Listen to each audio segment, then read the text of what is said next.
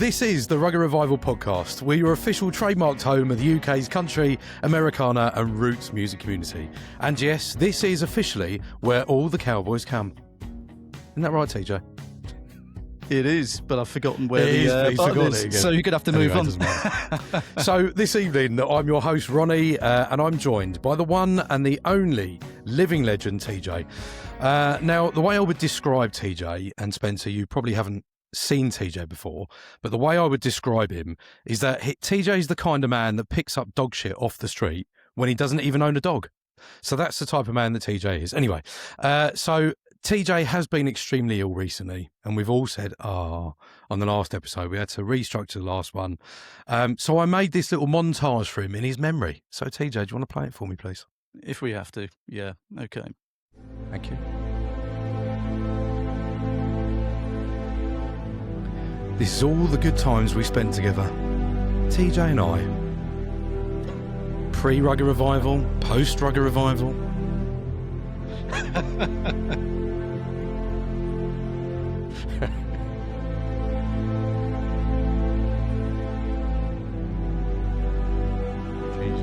The living legend, TJ himself.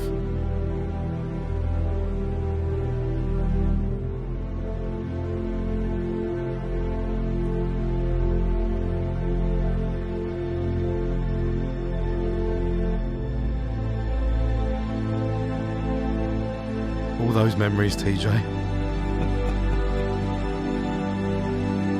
Get quite emotional, yeah? The Rugged Revival, the memories we make are to last. Anyway, so he's still with us and he's joined us tonight. But we're not here to talk about TJ. We're here to play it. TJ, please.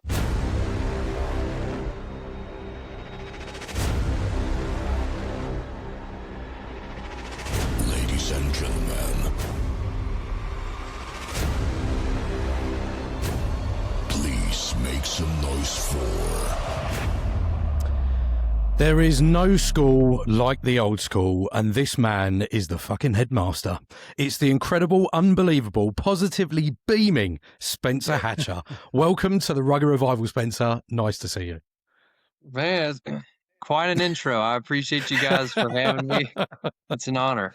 It's the weirdest intro you've probably ever had to sit through. It is, but we No, like I to do kinda things like a little the bit build differently. up and everything. There's a little bit of suspense maybe and all that. I loved it. That was great. Yeah, I like that. Yeah. I mean, Spencer, what an absolute privilege and honour to have you on the Rugged Revival with us tonight. And how are you? And are you regretting it yet? No, I'm not regretting it, and I'm doing great. I appreciate y'all for having me. Good.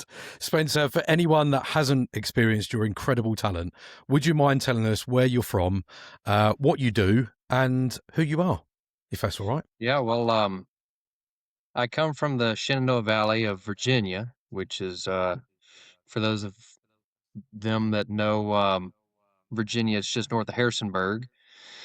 And I'm a country music artist. I started off in bluegrass, and I've been in music basically since I was about 4 years old when I started singing.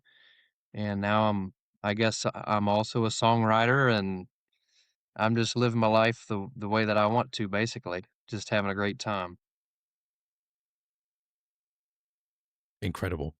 And yeah, I mean, we'll get into what you've been doing. You've done so much in a very short time. But listen, it's amazing to have you on. I'm going to stop waffling and I'm going to hand over to TJ for his first questions. Yeah, welcome, Spencer. And I'm trying to represent. So we got some Virginia artists that we've had on the show and that we've met in person as well. So people like Colby T. Helms, who's a bluegrass god. Addie Levy from your state. And I think Martha Spencer and Cody Christian also from Virginia. So, we've had good representation from where you are. It's great to have you on. So we kind of touched upon you coming from the state. What I always like to ask, whereabouts were you raised particularly? I understand you were raised on a farm. So you're a real kind of country boy.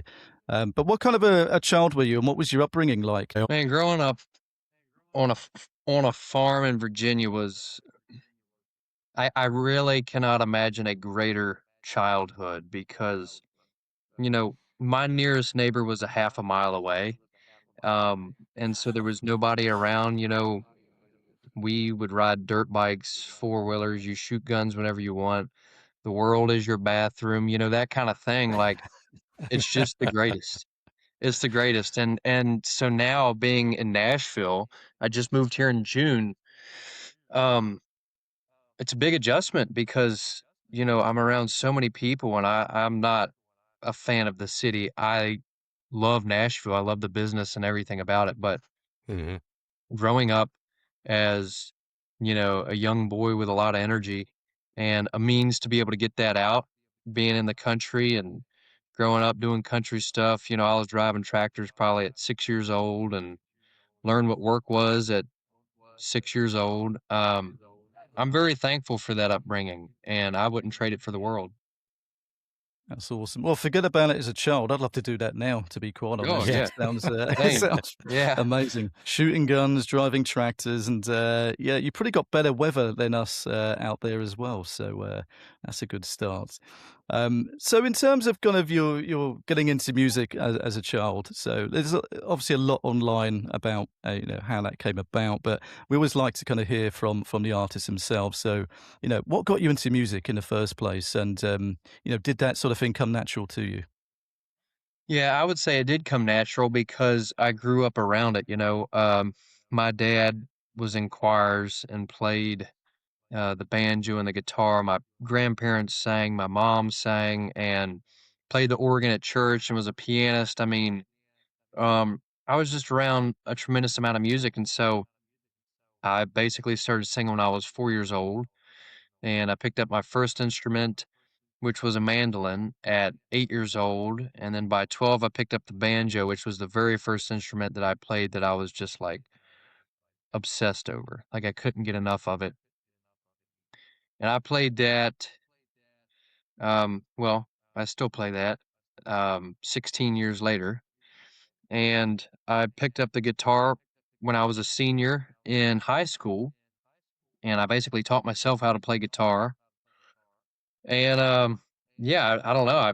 I mean, I was in choirs myself and in the church choir, and just everything that I did was it was kind of always music. And I went to school for music, and I was in the school band at one point, middle school, and my life was just it's always involved music. And it's not like it just totally overwhelms me and consumes me type thing, but pretty much everything that I do every single day for a long time now has had music be a part of it in one way or another. So that's kind of the role that it's played in my life. That's awesome. So what was it about the banjo particularly that kind of drew you to that? I think it was the fact that my dad played it. Every young kid looks up to their dad and wants to be like their dad, and that is the kind of dad that my dad was and is the kind that you'd like to be. And he played the banjo as long as I can remember. As far back as I can remember, he was, watching us play on the floor with our fire trucks or something like that, and he would just be playing the banjo. And I think just growing up like that, by the age of 12, I was finally big enough to be able to actually play the banjo, and I was just like, "Man, this is what I wanna do." And when I started finally grasping it and being able to play a little bit, it just, like, that was when music started to consume me, was probably at 12 years old when I was able to actually play an instrument that I was passionate about. Fantastic. And in terms of bluegrass, is that the kind of sound where you were growing up? Is that kind of the kind of the main music where you were? Yeah, at least for me it was. The Blue Ridge Mountains, the Appalachian Mountains, it's like the home of bluegrass. There's so much of it. We would go to jam sessions on Friday nights. And then once I started playing the banjo, instead of me going to football games and hanging out with my friends, I would spend it in a room of like 20 or 30 people playing bluegrass, where the average age was like 75 years old.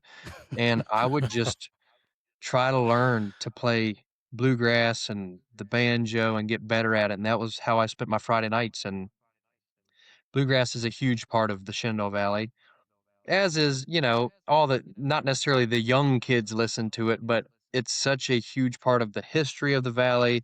It's still, I mean, the biggest radio station in the valley all day Saturday and Sunday just plays bluegrass music. So, yeah, it's a very important part of where I'm from, and I've always loved it.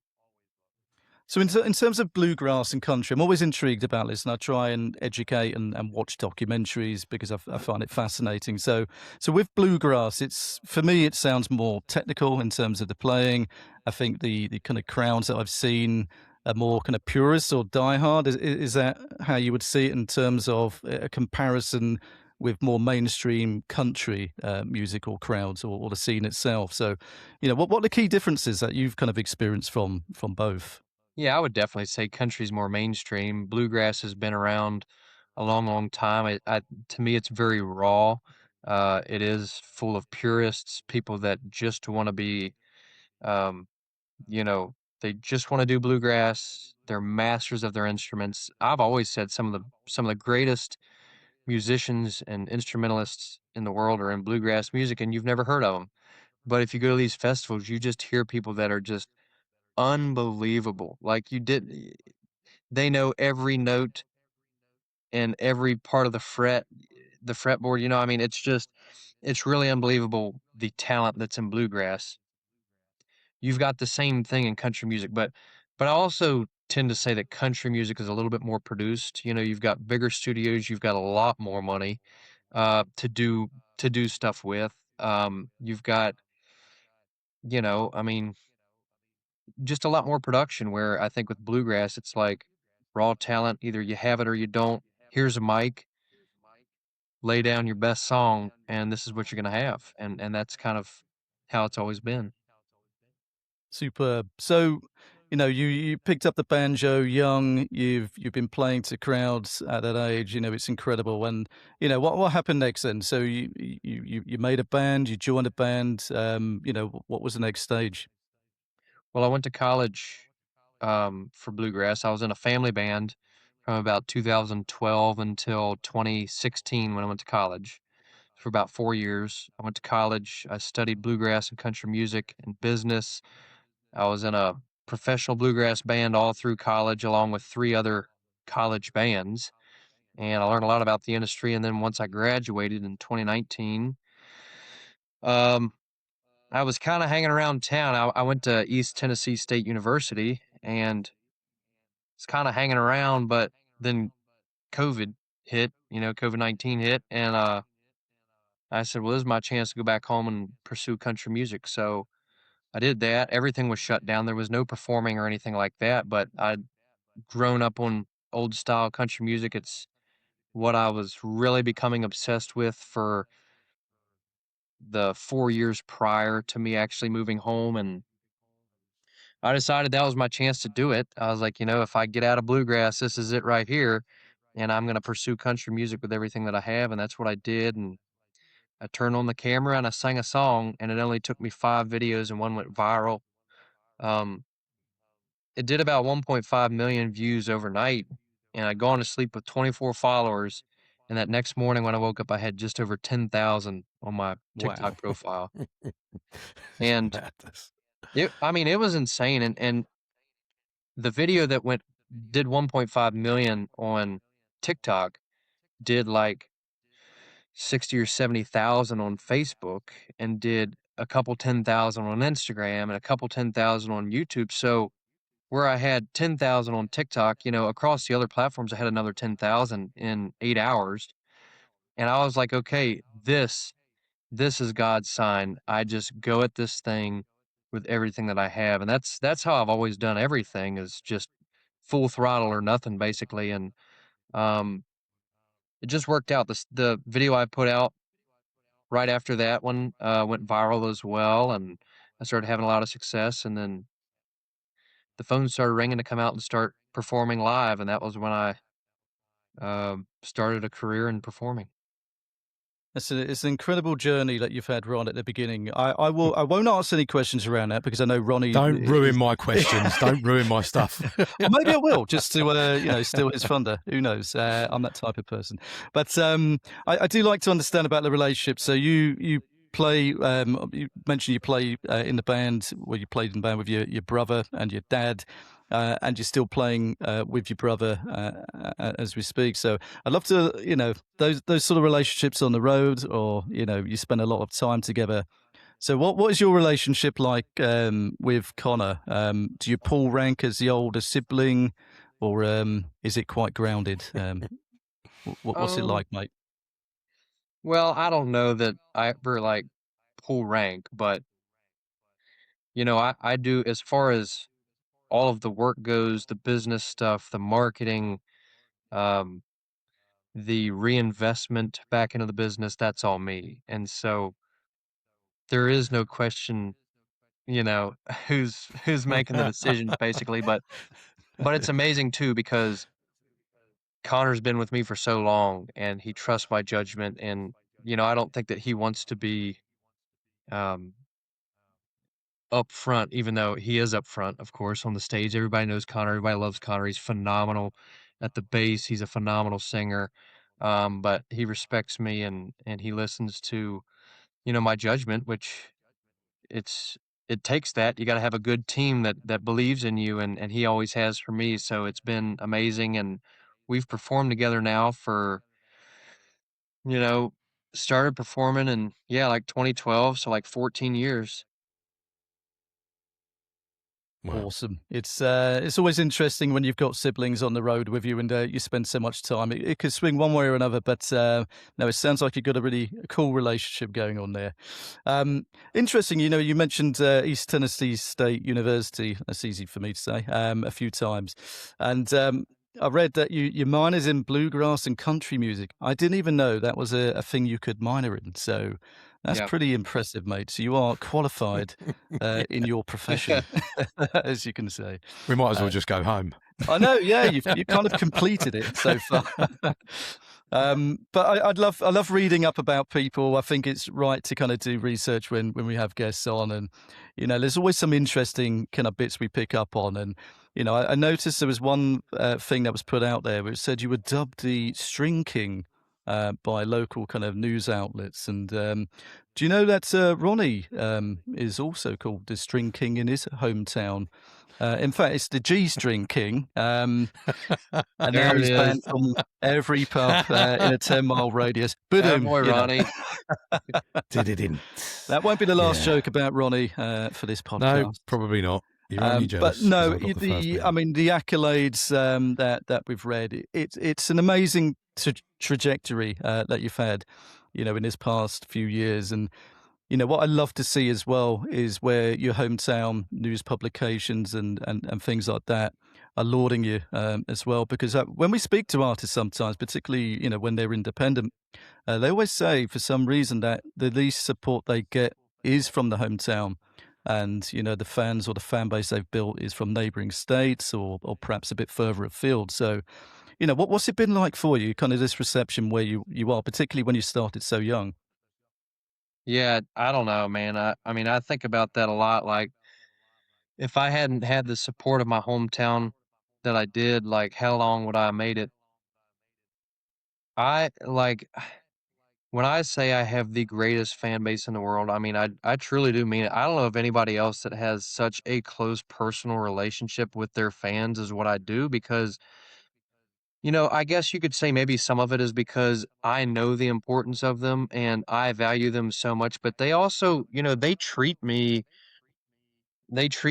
like they genuinely love me, and I think that they do, and it's been the biggest blessing in the world to come from a hometown that is so supportive of what you do and, you know, loves what you do so much that, they're willing to support you and come to your shows and be part of what you do and buy your merch. I mean, it takes it, you know? Um, it's been it's been amazing, and I wouldn't trade my hometown for the world. There's nowhere else I would ever choose to live or say that I'm from because of how great of people they are in my hometown. And you know, it's not just because they support me, but I mean, you know, there's been a lot of things that's happened in my life. There's a lot of things that happen in other local community members' lives, and you see an entire community come out to show support and to show love to those people. And it's not just like it's my career, but it's anything that happens, and it's such a good, positive community and hometown. And I'm very blessed to have come from Broadway, Virginia. Yeah, that's beautiful, mate. I love to hear that sort of thing happen, and yeah, may that continue. So, in terms of when we do a lot of the social media stuff, podcasts, etc., people only see what they see online. Naturally, they don't meet us in person, and some of us kind of put on a bit of a veneer sometimes because that's social media, isn't it? It's a different world. So if anyone was to kind of meet you in person, Spencer, how would you kind of describe your personality? Is it much different to what they see on stage or on the socials? Um, I mean, I think you're right to an extent. It's gonna be a little different, you know. When I'm on stage, I'm a showman. When I'm in front of a camera, I'm a lot more me. I I don't change though. It's not like this Spencer is different from this Spencer is different from this Spencer, but maybe you would say there's a level of professionalism that's enhanced slightly, you know, something like that. But it's not like you wouldn't meet me in person and be like, he's not who I thought he was. You know, it's not like that. It's literally like us talking right here. This is Spencer. When you turn on a camera, I'm pretty comfortable. Um, and I just goof off. I mean, I like to have fun. I like to be happy. I would say maybe what you would be surprised of is that I'm a little bit more shy, maybe. Like, if you met me in person, I'm not just going to be, you know, like over the top, cracking jokes kind of thing like I do in front of a camera or maybe on stage some, because it's more of a personal meeting that you're having right there. Mhm. But once you get to know me and you hang out with me, like the guy on stage, the guy in front of the camera, and me in my sweatpants in my living room, it's all the same guy. And you know, I don't change according to the crowd. I would say it like that. Yeah, good on you. So you're wearing sweatpants now, just with a cowboy No, hat? Is that what you're no, saying? thankfully, you know, I've seen a lot of podcasts and interviews where the guys like, you know, you don't tuck your shirt in, or you don't even have pants on. That's not me. I got jeans on right now. I got Wranglers. I got my belt buckle, everything. So Hell yeah. we're good. We try and maintain some professionalism. No, it's really interesting. I love to kind of peel back the No, we curtain don't. sometimes and see what people are like. It's just a strange world that we kind of operate in. And when people see Ronnie on the show, for instance, they might think he's a mean, miserable git, but Here we go. in Yeah. reality, he's far worse. So yeah, I'm a that's local sweetheart, TJ. That's what they call me. that's the last joke A about local Ronnie. sweetheart. That's Maybe we'll awesome. see. But no, I appreciate you sharing that, Spencer. It's a really interesting kind of life you've led up till now, and it's been great to hear it. But I know Ronnie's been itching to ask his questions, so I will hand over to you, mate. TJ, you're still an arsehole. So, Spencer, it's lovely to hear about. I know TJ was talking about your virals, and you said about the viral video that you've been doing and everything. And I just wanted to tell you that I started seeing your videos around 2020, and they were the videos of you and your brother, is it Connor, that Yes. was messing around on the back of the pickup truck and just taking random videos, and it just kept on popping up on my feed. And I started following them, so I was one of the 10,000 followers, and we Dude, weren't doing that's the Rugger awesome. Revival then. Yeah, I know, it's mad, right? So, if you wouldn't mind, I'm going to play a little clip of you, so it gives everybody a bit of an idea what I'm talking about the videos. Is that all right? Yeah, that's fine. It's ripped off Good. your Instagram, so we have to kind of ask for Here you permission. go. mate. No, I've that's got to okay. ask, otherwise they'll sue us. Yeah. There you go. We got permission. There we go. So we'll just Oh, how the mountain girls can love. Oh, you want to Let's get to it. Get down, boys, go back home. Make you the girls you love.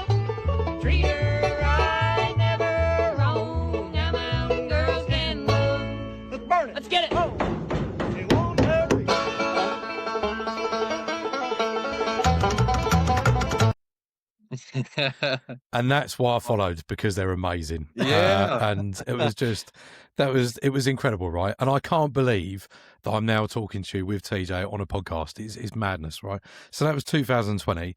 But I wanted to know, was there a plan behind that? Or was it just a random video? Was it just all the videos that you're doing? Was it just random to put it out there? You never know what was going to happen. No, I never did. I just always kind of, I just have these visions of things, and being on social media, you can kind of go any way that you want. But I was also creating a brand.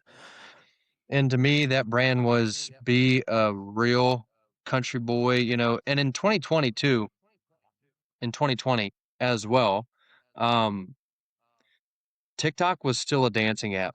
There was not a tremendous Mhm. amount of music on it. There wasn't like a ton of bands. It's not what it was now. It was a dancing app. It was like a thirst trap. Every other video was Yeah. just women, right? And I was like, I don't know. well, I've not seen a whole lot of old country music. And so I started doing the country music, and it went viral. And then I got to Unreal. thinking, I've not seen any bluegrass on this app. And I was like, I don't know what's going to happen when I do this, because the world doesn't know it. But I had, at this time, it took me 1 month and I hit 100,000 followers.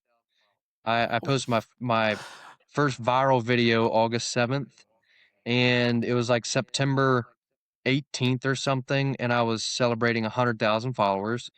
And then I Wow. was posting my first bluegrass video like 10 days later, something like that.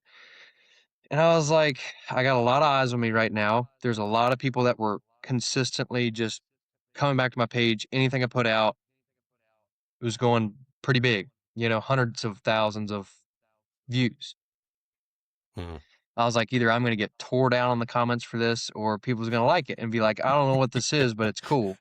And so that was actually, of course, not my first video there that you showed, but No. the first one was more of a skit.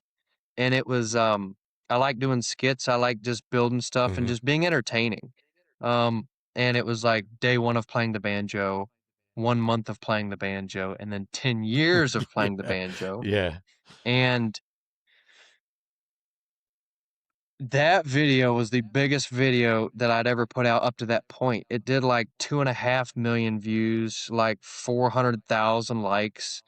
It gained me like 85,000 followers in 3 days. Like, it was giant. And after that, it didn't matter what I put out. If it was bluegrass, it was millions of views across every single platform. I started having like verified accounts, celebrities that I knew would DM me and stuff. I mean, that was the moment that things just really got crazy, because people's like, dude, he does country, he does bluegrass, he kind of acts and he does skits, and we like him. That was like the consensus. And I was Yeah. like, man, this is great. And it was all part of the big plan of, I want to continue to perform and make more than just videos. I want people to feel like they know who Spencer Hatcher is. I want people to like me for me and like my music, and want me to come out and sing and perform. And so that was kind of how it all started. And bluegrass was very well received.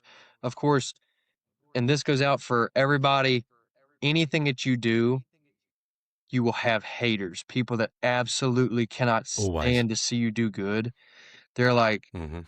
oh man, he just hit, 1 million views. This isn't even that good. They'll comment that this is trash. And it's like, okay, bro, well, thanks for commenting, Yeah. because it's the haters that buy the houses. You know what I mean? Like, Yeah. you have to have the haters. You have to have the people that want to talk and start conversation.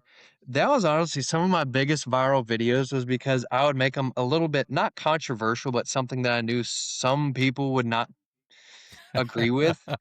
And dude, they would do huge numbers rapidly quick, because there would be so many comments, and you'd have, let's say, 5 people hating your video, and you'd have 150 people in the comments defending your video and trash talking the hater. And that is what would soar these videos. These videos would just skyrocket, and it's because gotta have haters too, otherwise, you might not be interesting enough. That's what they say Yeah. sometimes. So, but it was great. I loved it. Yeah. And Spencer, you, as you've already said, you absolutely smashed every minute of it. And I know there was, by the way, just before we move off the haters, I've only done this once to someone else who had a bit of a problem with someone on this podcast. So I'm going to apologise about my swearing now, just before I do it. But fuck you, haters. You're all bastards. There you go. So that's only the second time I've ever Thank done you, that. Ronnie. So that's a direct message. We've yeah. only got But we haters. That's our problem. We do only have haters, you're right. Yeah. But I like sitting down with some popcorn and watching the arguments go. I mean, You know, here's anyway. the thing that I never quite understood.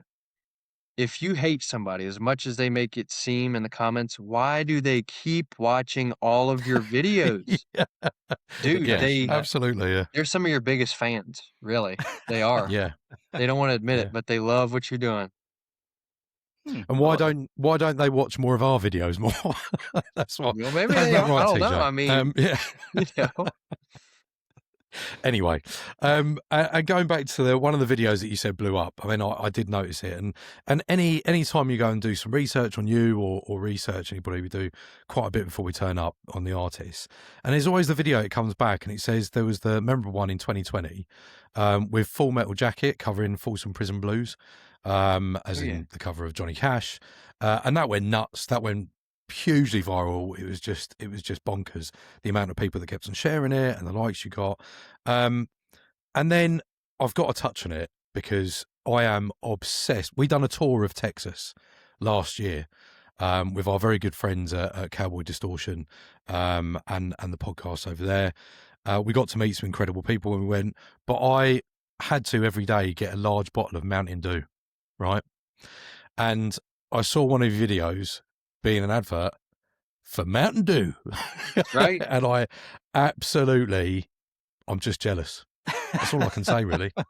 I'm just jealous. I'm going to try and do an advert for Mountain Dew, but You should be probably won't have endorsed the by same Mountain effect. Dew, the amount that you had out there, to be fair. I should. I did spend hundreds of pounds on Mountain Dew, but there we go. So yeah, it was you were the poster child for quite a while, and what another achievement, another thing on top of what you've already done. That was in your talent. that was a big part in early on in the career, because I think it kind of legitimized what I was doing. It legitimized me as an artist on social media.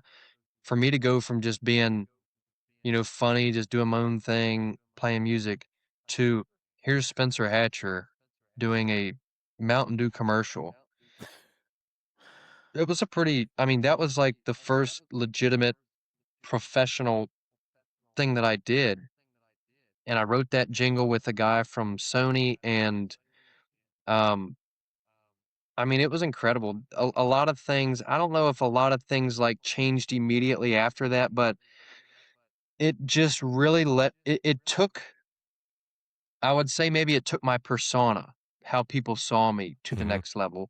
It didn't all of a sudden, I wasn't just, the price tag didn't necessarily go way up or anything, but how people looked at me, people talking, people talk to me a little bit different. Maybe they'd be like, man, what was just a local thing is now, he's doing things with like some of the biggest worldwide companies, being Mountain Dew and PepsiCo and these people. And it was that was a huge blessing and one of the biggest honors, of course, very early on. It was unbelievable that opportunity came and we were able to do it. Absolutely, and for me, I can now say that I've spoken to someone who was in an advert, so hopefully I'll be famous at some point and get loads of Mountain Dew. But anyway, but we've talked about viral. I just want to give some figures because I cannot get over you've got such an enormous online fan base, and just some of the figures off the top that I was looking through. On TikTok alone, you have amassed more than 71 million organic views, 9 million likes, nearly 5 million audio streams, and them numbers are just astronomical. They're bonkers. How does it feel to you? What is it as Spencer? What is it like, knowing that pretty much everybody's seen you, and being part of that? What is it like? This maybe will be some insight to how I think. I'd like for those numbers to be a whole lot bigger. I'd like to be, triple digits on everything. As far as, 100 million, is what I'm going for. Everything is kind of like a stepping stone for me. But for me to step back and say, this thing is a million, this is a million, this is a million, this is a million. I'm very thankful to be in the millions. I'm thankful for the numbers that I do have. And what I see is a tremendous amount of work that it took to get there. A lot of people are like, they think it's been like 5 years or 6 years or whatever, but I think about the literally tens of thousands of hours that I've spent doing all of these things to get to this point. And to me, it's like I'm only at 9 million. Yeah. I'm only at 10 million. Like, it's taken me 6 years. Now, social media is doing really good. We're at like 75 million views or whatever, and streams now of my new country music it's in the millions after 1 year, and I'm very, very excited about a lot of things. But to me, it's like pat myself on the back maybe and say get back to work, because you did good, but we can do better and we can do things bigger. And that's how I've always been, and I think that's a lot of the reason why I'm where I'm at today, is because I don't rarely do I celebrate. Very rarely do I celebrate anything, because it's not like I'm not grateful, but I want to continue to grow. Yeah. Yeah. And we get it. We asked, and one of the questions, I'll probably come on to later, because I'm just really interested about. I've always asked previous artists, if you could pick 3 to 5 goals in your life, where do you want to be? What are your 3 to 5 goals? And for yourself, let's ask you that now. If you had, for the rest of your life, 3 to 5 goals, and times when you want to achieve them, what would be your goals? Your next top 3 goals? Well, the two really big ones is I want to play the Grand Ole Opry. And that, to me, goes back to my bluegrass days. It's the biggest stage in all of bluegrass. And in my opinion, it's the biggest and best stage in all of country music. Every single one of my heroes ever have played the Grand Ole Opry. And it's a place that you play if you're somebody. And to me, that will probably be the most proud night of my entire life for the rest of my life. Because to me, that's an impossible task, to go from a nobody in a very small town to playing your own set at the Grand Ole Opry. So that's number 1. Number 2 would be to have a true number 1 hit in country music. Have a number 1 hit in country music. Once I achieve those 2, I'll have one more goal, career-wise, and that will be the hardest by far. It's me setting impossible goals. I set the Grand Ole Opry goal back when I was 23 years old, living in Virginia. And that's an impossible goal for someone that is just trying to start up a local band in Virginia. So my final goal would be to end up in the Country Music Hall of Fame. And that's kind of like your legacy lives on. You've had way more than one number 1 hit. You've done lots and lots of, good things for the industry. And so that would be a tremendous amount of work. It would be a huge feat, but that would be the third giant goal that I have. And I have absolutely no doubt that you'll get there and you will do it, and you'll be achieving them goals quicker than you ever think. And I think I've just made a slogan for your next T-shirt, which is Spencer Hatcher, making the impossible possible. How's that? I like that. I love that. I'm going to get that made. Yeah, making the impossible possible. I love it. With your little logo on the top. Let's do that. Let's get it made. So I'm going to move on a little bit, because I know we talked about, I want a bit of gossip in a minute, Spencer. Okay. So just Just think of all the gossip that you've got. But before that, I want to talk about your music, because we've talked about viral a lot. We've talked a lot about where you've been, what you've done, where you've grown up. But you've just launched your EP, Honky Tonk Hideaway, which is incredible. And we've both been listening to it more than you can imagine, even before you come on, because TJ got the time wrong. We were on here for an hour. We were listening to your music as you come on, right? So, so Honky Tonk Hideaway, it was released in November 2025, November last year.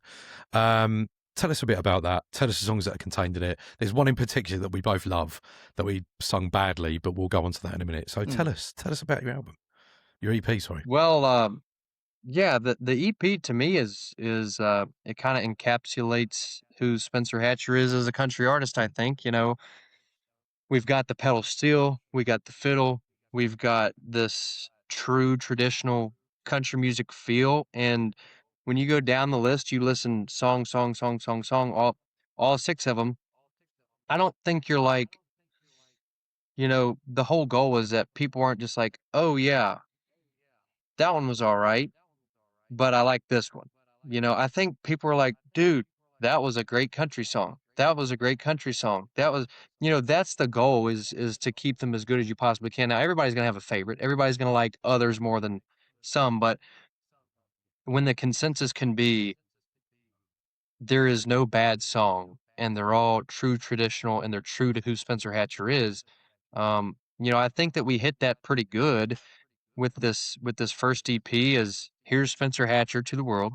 Here's this new artist that's emerging, and he's real country music. You got Honky Tonk Hideaway on it. The title track is my new show opener. People sing every single word back to me, and it's high energy. It's like the new Boot Scootin' Boogie from Brooks and Dunn. I mean, it makes you wanna, it makes you wanna get up and dance or You're absolutely right. drink a beer and have fun with your friends on Friday night or something. But then you've got a couple of more laid back songs. You got some love songs. You got a little bit of everything in a 6-song EP. So we're all very proud of it, and we're very excited about the numbers that it's doing. Yeah.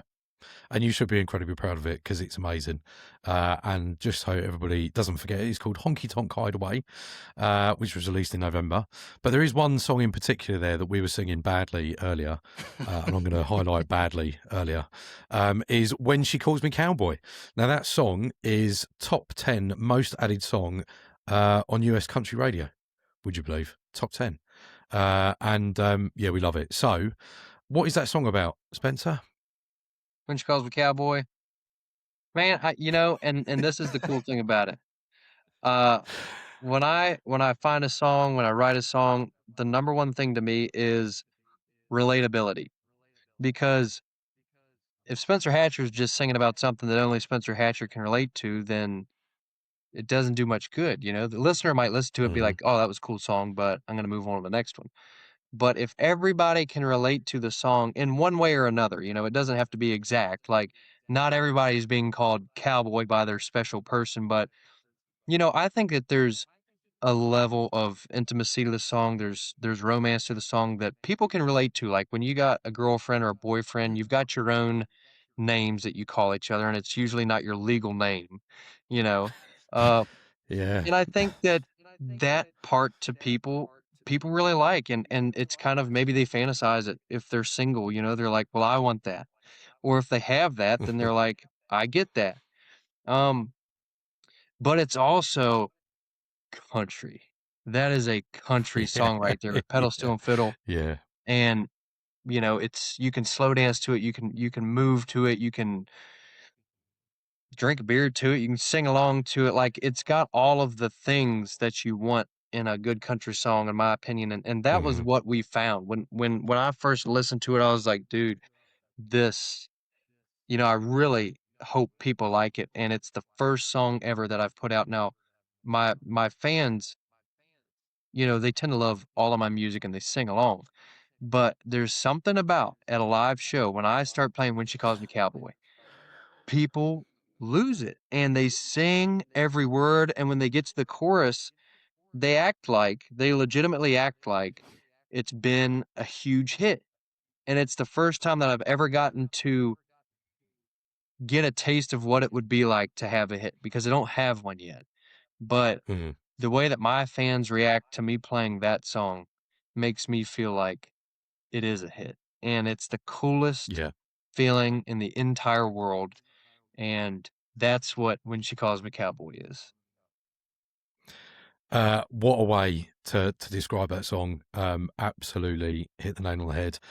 When I listened to that for the first time, I remember watching a YouTube video of George Strait when he done a big stadium gig when the cowboy rides away. I Yeah. think it was called, which is obviously one of his songs. And when he had all the incredible names getting up and singing with him, that's what vibes that your song gave me when I watched that, when I listened to it. Wow. And you just think, I can see you in only a few months' time, in a few years' time, seeing you on stage like George Strait and doing exactly the same thing with your number one hit. So, and long may that continue. So well done. Thank you. I just want to go back to some of your performances, and you've done over 500 live performances so far. And when I said I wanted some gossip, what are the most memorable ones, and what's the gossip? What can you tell us? Most memorable shows? Yeah. Man, I have some crazy stories about shows. I've played so many different shows, and I mean weird shows. I've played amazing shows. Like some of the most memorable.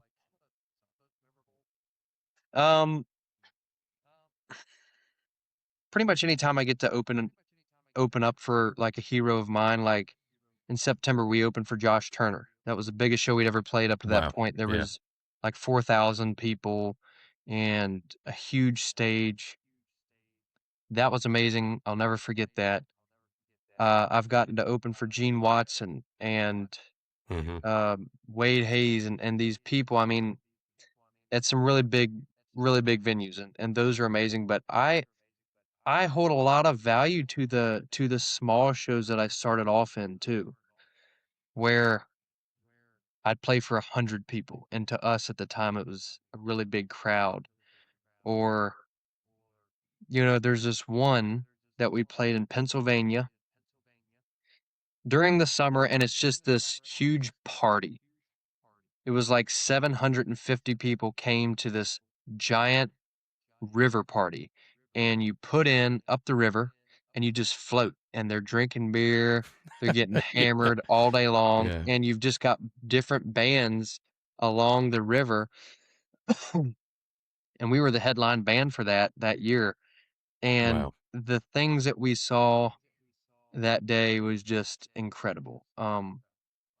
So I don't know, I mean, we've played so many shows and I could tell you so many stories about all of them, but some of the most memorable, I guess, are the almost untouchable ones. It seems like, very tough to get, like opening for Josh Turner out in Missouri at the Ozark Amphitheater. Mm. Beautiful venue, 4,000 people, opening for someone that I've listened to and admired for Yeah. years. It was just very memorable.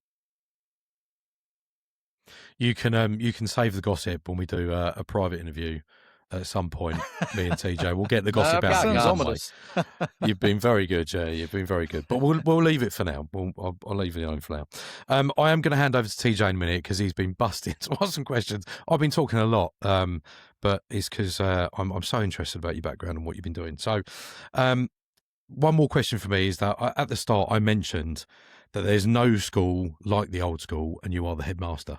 So I know I said headmaster. Technically, in America, it's principal, isn't it? Principal of the school. But anyway, you get it. I'm sure you get it. The one in Yeah. charge. So what pushed you from sort of bluegrass into the country vibe? I know you mentioned it with TJ, but I'd also be interested to know what your heroes were. You've mentioned a couple of them so far, and I've got a couple on the back wall. I'm sure you've seen George Jones and Elvis Presley on the top there. But what are yours, Spencer? Yeah, what pushed me from bluegrass to country was I grew up listening to both country and bluegrass. So I always loved both, but there was not a whole lot of like country music bands that I'd been exposed to in the Shenandoah Valley. I was exposed to bluegrass because my dad played bluegrass, and so Hmm. what came natural for us to begin when we were of age was a bluegrass band, and that was kind of what led me in it. But when I was probably a senior in high school, I just really, really got interested in country music. In particular, right after I watched Walk the Line, which is a Johnny Cash movie, Yeah. for like the third time too. But I watched this movie and um, it just hit me. I was like, man, that is what I want to do. I saw how the people react. Now, the people react way different. There's a huge difference in how people react in bluegrass and how they react in country. And you can be a star in country.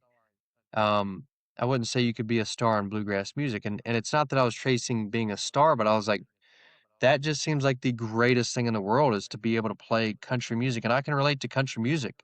Um, so all through college, I would I was teaching myself to play the guitar like my heroes in country music, and I would Hmm. get home from a bluegrass show. I'd go back to my dorm room and start singing George Jones and Keith Whitley and Merle Haggard and Hank Jr. And those are who my heroes are.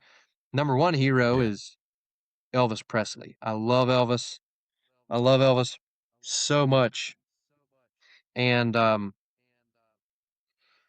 And he's my number one, but as far as like country music goes, just strictly country, yeah, it'd be like Keith Whitley and George Jones, Randy Travis, Merle Haggard. Conway Twitty Yeah. never gets named, and Conway is he's probably in my top 3.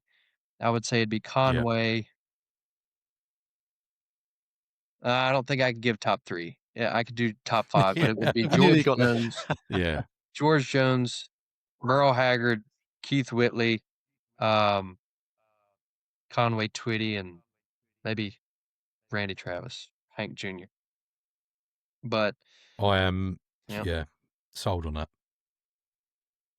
yeah, Absolutely sold on it. It's that's incredible. what did it right there was just listening to those guys and seeing that movie one time in particular, and I was like, well, this is what I want to do.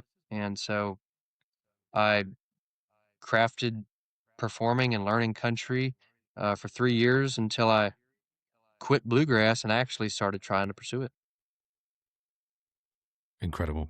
And what an amazing achievement or achievements you've had so far. And I feel like, actually, Spencer, I could drop the mic talking about your achievements. And at that point, I'm going to hand over to TJ. Amazing. Thank you. Well, you got so carried away that you did steal a couple of my questions, and I do wonder No, I if it's didn't. because I No, I ripped didn't. you I've in seen the your first notes. segment. But, I've seen your notes. Don't give me that. Whatever, mate, whatever. Spencer, how interesting, man, to listen to everything that you're talking about. I could just sit here and, sit back and listen to you guys go on about it. It's what a ridiculous upwards trajectory. And for someone so young, such as yourself, mate, the way that you hold yourself in terms of your professionalism, the absolute clarity that you've got in terms of the direction that you're heading. It's very rare that we speak to artists that have such clarity. We can see, the way that you talk about things, your enthusiasm, the kind of drive you've got, is inspiring. And I think if anyone's listening, I think this is what it takes to, get to where you want to be. Everyone's got their own paths, but, I think listening to Spencer, this is, for me, the way that, things get done. It's hard work. And like you say, it's not just down to viral moments. It's all of the hours that you put into it, all of the hard graft, all of the things that people don't necessarily see behind the scenes, which a lot of people do. So, yeah, it's, fantastic for you, mate. Thank you. But going pro, and we obviously met your team, some of your team on the call beforehand, and speaking to them online. It seems like you've got fantastic people around you, and I think that's really important. within the music industry. And I was looking up, so you signed with Court Hill Music Group, Stone Country Records in 2024. Last year, you signed with WME for support for global representation, which I found interesting. So with that aspect, do you have any particular markets that you are looking to get into or to get your music out a bit more? Yeah, I mean, for me, there are no limits. I was talking today. I was writing a song with some buddies, and I was talking about wanting to go worldwide. I would never limit myself to an area or to a country. I want to go to Europe. I want to go to Australia and Asia and I don't care where. Wherever there's fans, if there's enough people that I could do a show, I'd like to go down there and show them my appreciation for them supporting me and loving my music. And so, whatever I've got to do to make this thing go global and international opposed to just national here in America, I mean, I'm happy with America, but why would I not want to go and do a show in Germany or go and do a show in France and China? I mean, to me, like, if you can do it, do it. And someone that's a great example of that is Garth Brooks. That guy is worldwide and he's very loved in lots of countries. And to me, it's like, that's what I'd like to do. I would absolutely love to go to Europe in particular and be able to be just as big in Europe as I am in America. Yeah. Make sure UK is your first stop, though, mates, and we'll definitely buy you a Don't worry beer. about anybody else. Make sure you come here. Yes, we'll go straight to UK first. That'll be the There you trial go. run. You heard it. You promised that now, so that has to happen. All right. But I love hearing about the master plan. It sounds like it's mapped out, and we will be watching keenly because it will happen. It absolutely will, mate. This is a part of the show where we try and sometimes we go quite deep into things, but we have a bit of fun. Would you like to play a bit of a game, Spencer? Sounds very ominous when I say that. Would you like to play a game? It's nothing bad, we promise. Wait until he asks about playing the kissing game. All right. That's when you got to worry. Yeah. We wouldn't lure you into anything that is untowards, but if you're okay to play a game, we will. If You I want to can- play a game? we'll find it. We'll play Yeah. the introduction. I'm up for it. We'll give it a shot here. Legend. Is this out of interest? Is this my game? Yeah, it is. Oh, good. Right. This is how professional I've we got it are. on the notes. So anyway, let's Yeah. play the introduction.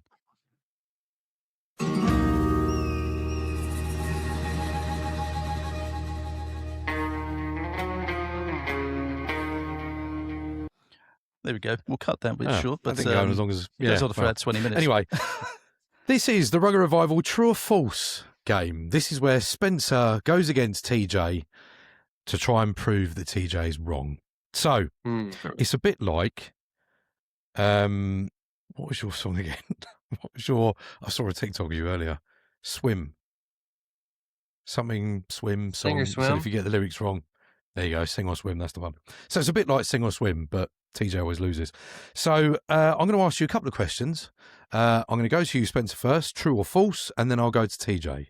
So when you're ready, a snail can sleep for up to 3 years. Spencer, true or false?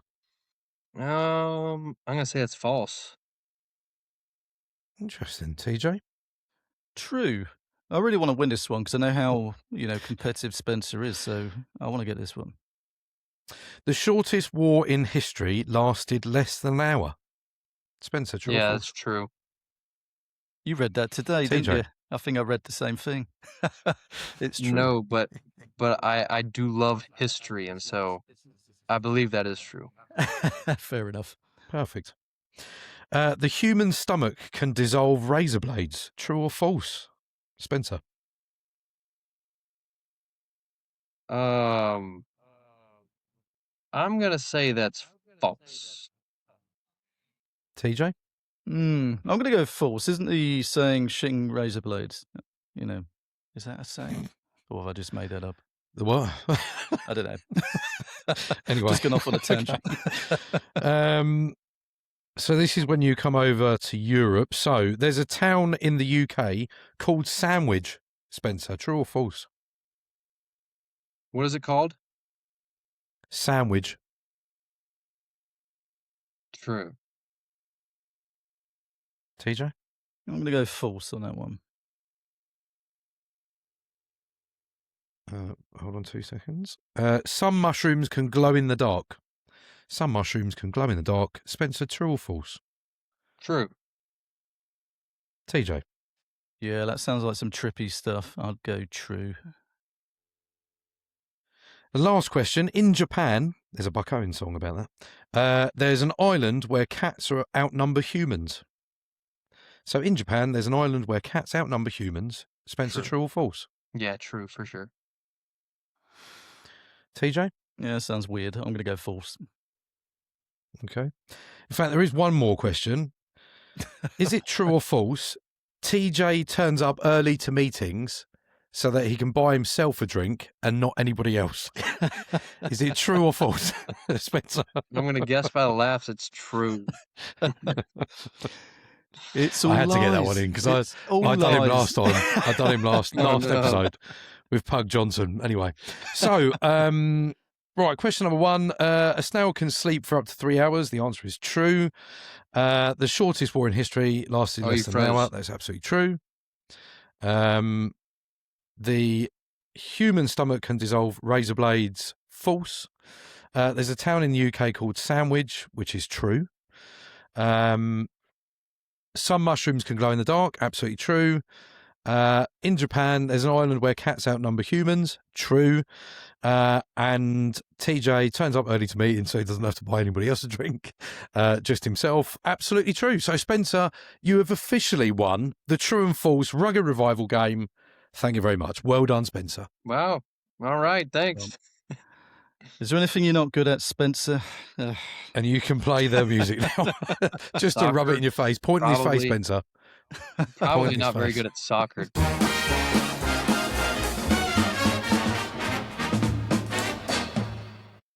There you go. Well, I'll beat you at soccer anyway. So love that. Well, thanks for playing along, mate. That's yeah. I don't tend to win too many of those. I think it's rigged, personally. No, but we won't. It's go not rigged. You're anyway, just shit. It's next more question. Serious stuff. So, you know, as part of the Rugged Revival, we like to talk about mental health. You know, within this, it's a taxing industry. You know, it can be exhausting, particularly for independent folk who don't have teams, and you know, everyone that starts out, it's hard work, and particularly with social media, I think these days there's more kind of emphasis on being present when perhaps you don't feel like it. So for you, mate, is there any kind of techniques, anything you do particularly to keep yourself grounded and to kind of keep good mental health? What do you do? Work out a lot. I do that, and I think that's been proven that exercise and working out like greatly helps with mental health. You know, I've got anxiety with a lot of things, but I think it just derives from me caring so much. You know, I don't just there is nothing that I just half-ass. You know, it's like I said earlier, it's all or nothing, and I care a lot. I put in a lot of time, and so with that does come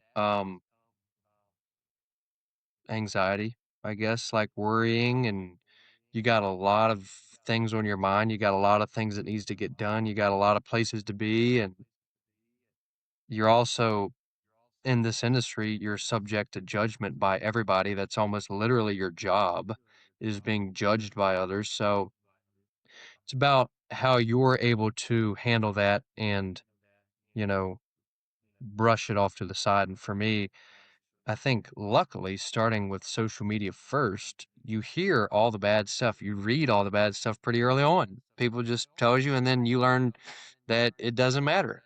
And you can just brush off what people say, and you just keep doing what you're going to do. And I think that was one thing that probably helped me pretty early on, and is just knowing that You got to do things your way. You got to do it how you want to do it. And if somebody's got a problem with it, they can start their own company. They can start their own thing.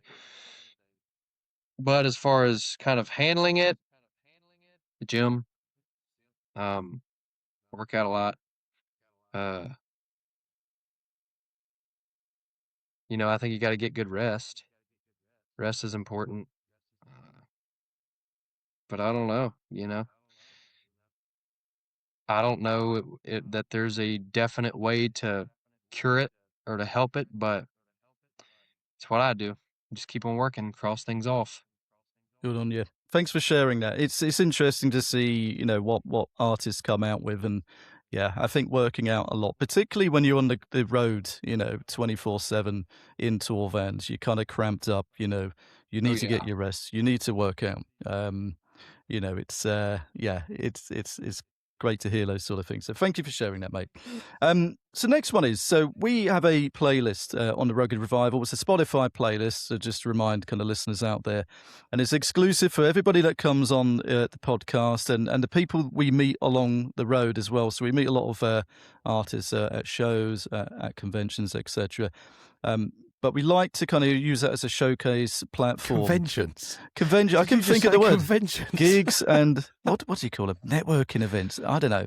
Sounded a bit posh, didn't it? Conventions. Sitcom. I don't know. Anyway. Would you shut up picking up all my mistakes? Sorry, I'm shutting up there. Sorry. Yeah, you mug. Sorry.